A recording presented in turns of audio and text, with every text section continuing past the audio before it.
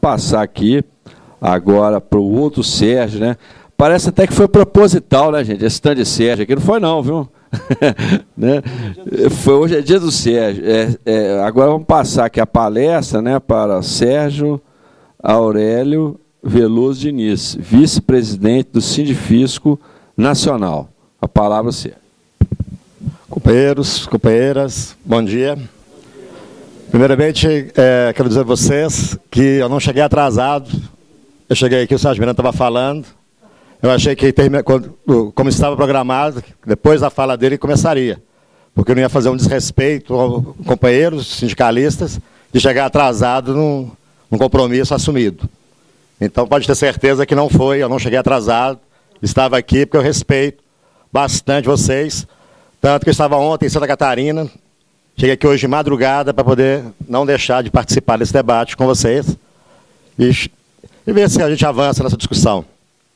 Na realidade, o Sindifisco Nacional, o Sindicato Nacional dos Auditores Fiscais da Receita Federal do Brasil, é um sindicato novo. A carreira não é nova. As nossas lutas não são novas. Mas o sindicato, ele existe a partir de 2009. Ele foi fundado em 2009, quando se fundiu o Unafisco Sindical, que era o sindicato que representava os auditores da Receita Federal, com os sindicatos filiados à FENAFISP, que também nós tínhamos uma estrutura de sindicatos estaduais, que era o Sindifisp, que eram os auditores fiscais da Receita Federal Previdenciária. E com a criação da Super-Receita em 2007, iniciou-se a discussão para a fusão das duas entidades, e em maio de 2009 surgiu o Sindifisco Nacional, que talvez seja um dos maiores sindicatos, provavelmente os maiores sindicatos de servidores públicos da América do Sul, do Brasil, provavelmente. Nós temos cerca de 25 mil filiados, um sindicato combativo, e que há muito a gente vinha discutindo a questão do subsídio. Inclusive, durante a negociação salarial, que mesmo a gente estando separados, as negociações salariais na campanha salarial nossa de 2007, foi feito conjuntamente, as assembleias conjuntas, caminhando, se preparando para a fusão que houve em 2009, nós discutimos amplamente a questão do subsídio. Inclusive, aprovada em categoria, aprovada em CDS, porque a nossa estrutura sindical, que é uma estrutura de sindicato nacional, nós temos 76 delegacias sindicais espalhadas pelo Brasil inteiro, e reunimos o Conselho de Delegados Sindicais, que são os delegados dessas delegacias, no mínimo 6 vezes por ano. Existem todas as tendências, existem todos os debates, então você imagina como é amplo e profundo os debates feitos ali dentro dessa casa. Então a Casa Receita Federal do Brasil, a casa chamada Sindifisco Nacional, é uma casa de muito debate, é uma casa de muita discussão. E nós, por ampla maioria, antes do governo propor, nós já queríamos que fosse o subsídio. Porque, como o companheiro disse ali primeiramente, o nosso salário, o nosso vencimento básico, era praticamente nada em relação às gratificações que a gente recebia. Modificou um pouquinho em 99, mas ultimamente o nosso salário base representava em torno de 40% do que a gente recebia. E nós então achávamos que não era justo essas gratificações, principalmente pelo lado mais perverso, por não serem levadas, incorporadas aos proventos dos aposentados.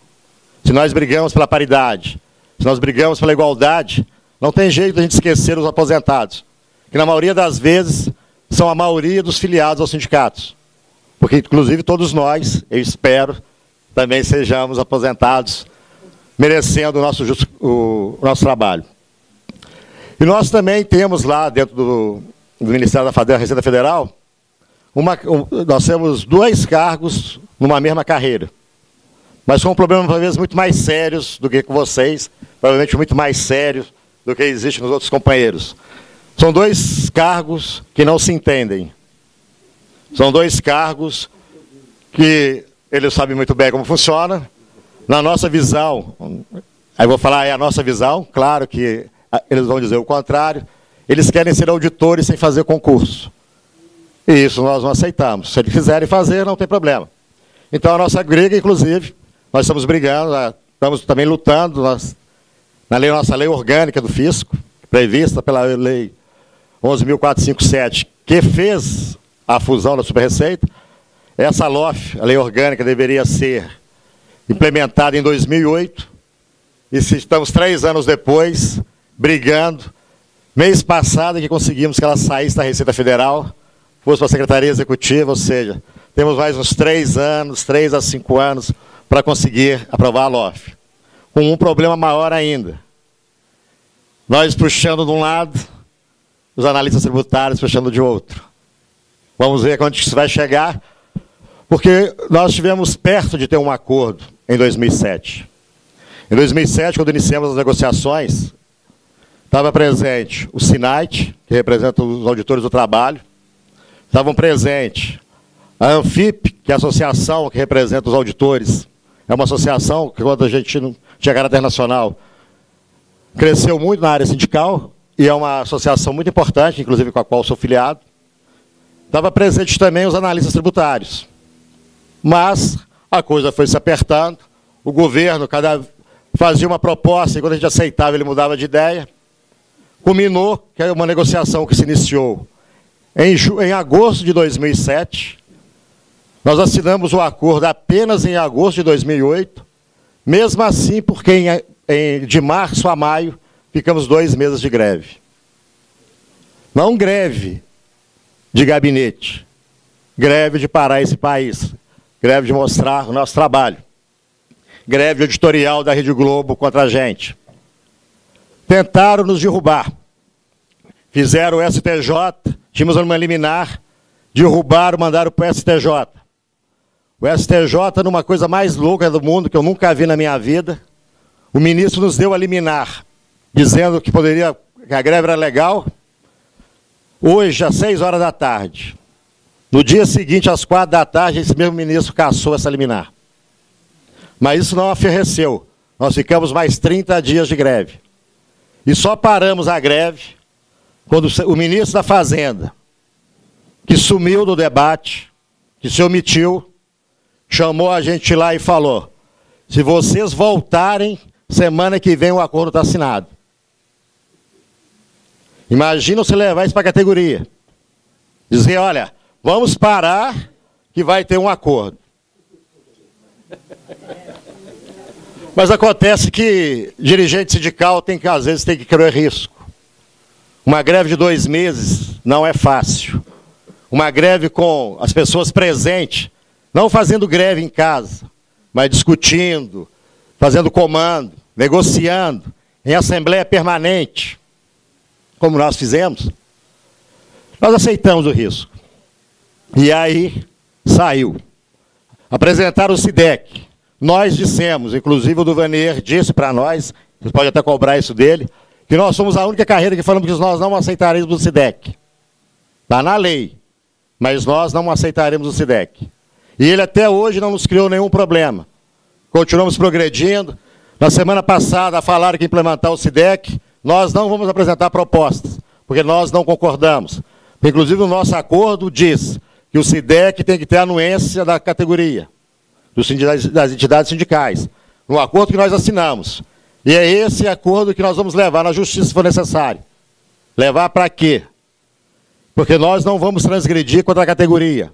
A categoria, por quase 99%, diz: não aceitamos o SIDEC. O que vai ser feito eu não sei. Mas a nossa categoria já mostrou que ela está disposta a ir à luta, quando a luta é boa. Quando a luta é ruim, a gente não vai. O que a gente sabe que não é o sindicato que faz greve. O que faz greve é indignação. E quando estamos indignados, nós temos que mostrar por que estamos aqui.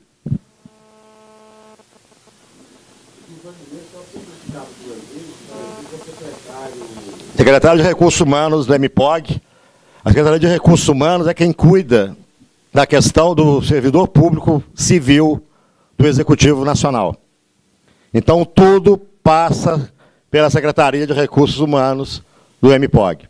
Apesar de se falar MPOG, não é mais MPOG, é Ministério de Orçamento e Gestão, mas continuou chamado do mesmo jeito. E aí, tivemos a questão. Mas, diferentemente, e foi com a nossa luta, que... Para você ver a nossa discussão, hein? Nós paramos a greve em maio. Uma greve que durou 2 meses, com torno de 70%. Dentro da lei de greve, com 70% de greve e 30% trabalhando, com rodízio entre as pessoas que trabalhavam, para não ficar o cidadão. É porque, como nós somos carreiras típicas, nós somos considerados atividades essenciais, e quando o STJ entrou no meio, e como não existe lei de greve, ou regulamentação do direito de greve, prevista na Constituição Federal para o servidor público federal, vale em que couber a lei de greve da CLT, do servidor público privado. Então, nós tratamos de cumpri-la. Publicação com 3 dias de antecedência, comunicar ao público que vamos fazer greve, comunicar ao chefe que vamos fazer greve, manter os 30%, mas não os 30% em cada local, 30% do total. Então, tinha lugar que tinha dia que não tinha ninguém. Porque não é do jeito que eles querem. Eles não estão regulamentando, por que nós temos que regulamentar por eles? Que eles assumam o que estão fazendo. E aí, este ano, depois de 2 anos, a greve foi julgada. Dos 8 ministros do STJ que julgaram, todos disseram que a greve era legal, que a greve era justa, que não houve nada errado. 3 ministros disseram que não podia haver nenhuma retaliação, inclusive que não poderia haver corte de pontos. Nós sofremos corte de ponto, todos nós, mas o fundo de greve, também feito por todos nós, repôs a todos. Ninguém ficou com nenhum centavo de prejuízo. Mas quem pagou foi a categoria, os aposentados, as pensionistas, os ativos. Todos eles pagaram. Então nós fizemos um fundo de greve, que deve ter pago mais de 10 milhões de reais. Uns 30 milhões de reais foi esse fundo de greve. O nosso sindicato tem uma previsão que 5%, nós queremos mudar, que achamos pouco, da mensalidade, vai para o fundo de mobilização, para não falar que é fundo de greve, mas o nosso fundo de greve. Nós estamos preparados, porque sabemos que a luta vai ser sempre dura. E uma categoria que se não organiza, que não se prepara, que mostra a sua força e a sua união, não tem jeito. Nós temos muitas diferenças entre nós, dentro do nosso sindicato, dentro dos auditores fiscais. Mas nós cumprimos as determinações das assembleias. Nós cumprimos as determinações do nosso CDS. Nós cumprimos o nosso estatuto. Nós cumprimos e fazemos cumprir. E é isso que nos dá força. E diferentemente do que os companheiros disseram aqui, o subsídio caiu muito bem dentro da nossa categoria. As reclamações foram praticamente irrisórias. Eu falo isso porque eu sou liberado, eu trabalho, fico mais em Brasília do que aqui em Belo Horizonte. Mais fácil me achar em qualquer lugar, menos lá em casa. E as reclamações são muito pequenas. Porque, inclusive, nós temos uma figura chamada assessoria jurídica individual, em que todo sindicalizado em situação, mesmo individual, que diz respeito à violação dos seus direitos, ele pode contratar um advogado dentro da nossa tabela, que o sindicato banca. O sindicato não, né? A categoria banca. Tem que lembrar que tudo que o sindicato gasta é a nossa categoria que paga. Então, e eles têm muita consciência disso. Nós fazemos seminários o ano inteiro, nós fazemos debates o ano inteiro, estamos discutindo atualmente a questão da Previdência Social Pública, um direito que nós não concordamos que seja tratado como está tratado, que sabemos que vai ser um novo ataque, e quando ataca a Previdência Pública do regime geral, logo vem alguma reforma contra nós, e na realidade não é reforma, é ataque aos direitos. Nós temos que mudar essas palavras, que toda vez que se fala de reforma, você se prepara, que é para reformar para você ganhar menos, que é reformar para você ter menos direito, para reformar para você... Eu acho interessante esse debate, eu vou até mudar um pouquinho, é porque a imprensa fala que quando se gasta 2 bilhões para aumentar 6,77, 4,77 para o aposentado do regime geral, isso quebra o país. Mas pagar 200 bilhões de dólares para algumas famílias e poucos bancos, isso é uma boa política financeira. Isso não quebra o país. Então é uma distorção maluca que nós temos que fazer uma discussão com a sociedade, sim. Nós temos que entender por que é isso. Nós temos que lembrar que tudo que o Estado gasta,